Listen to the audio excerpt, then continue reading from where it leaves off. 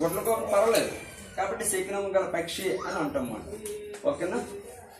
గుడ్లగోప. మరి అప్పుడు ఏం చేస్తాడంటే అప్పుడు ఇంకా దగ్గరగా వస్తున్నాడు, వేటగాడు వస్తున్నప్పుడు ఈ ఎలుక కొరుకుతుంది. వేటగాడు వచ్చేసరికి ఏముంది, పిల్లి పారిపోతే ఎలుక పారిపోతుంది. ఒకవేళ ముందే కొరికితే పిల్లి ఏం చేస్తుంది, ఎలుక. చూస్తారా? అందువల్ల ఆపదలో ఉన్నప్పుడు మనం చాలా చాకచక్యంగా ఉంటుంది. దాన్ని సమయస్ఫూర్తి అంటుంది. ఏంటంటే సమయస్ఫూర్తి అంటున్నాం. మిత్రమా, జాతి వైరం ఉన్న శత్రువు కదా అంటారు. అలాగే ఒకరికొకరు సహకారం చేసుకుంటారు.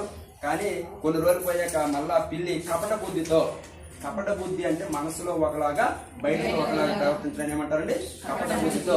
మిత్రమా, మన ఇలాగా స్నేహితులమే కదా, ఒకసారి రా బయటకు అంటారన్నమాట. వస్తే ఏం చేస్తుంది, ఎంతవరకు ఏదో నీకు అవసరం ఉంది, నాకు అవసరం ఉంది, ఒకరి ప్రాణాలు ఒకరు కాపాడుకున్నాం, ఇప్పుడు మాత్రం నేను రాను అని చెప్పి సమయస్ఫూర్తి దేవత తప్పించుకుంటారు. ఎవరండి?